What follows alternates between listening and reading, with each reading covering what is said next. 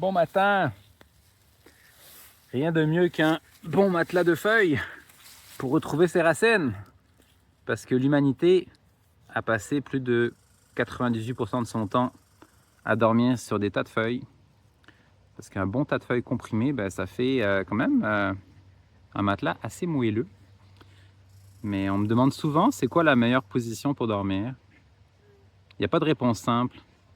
Dans le sens que si on dort sur une surface trop souple, trop molle, on ne stimule pas adéquatement notre système musculo-squelettique, surtout les os, qui ont besoin de compression pour se ramollir et se relâcher.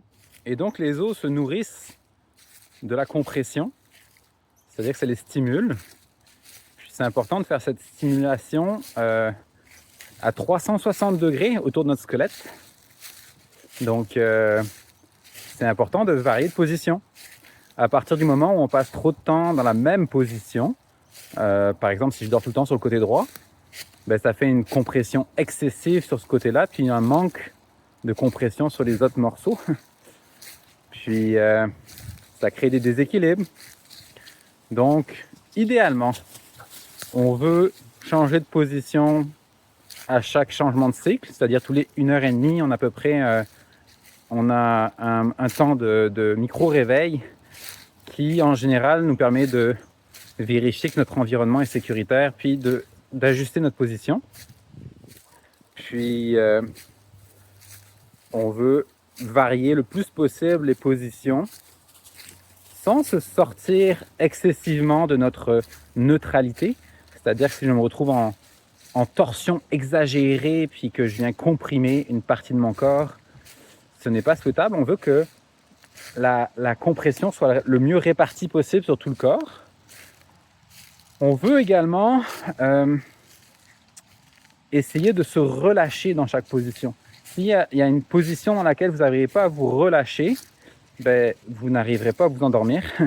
Puis du coup, vous ne la trouverez pas confortable et vous l'éviterez. Donc, le confort vient par le relâchement.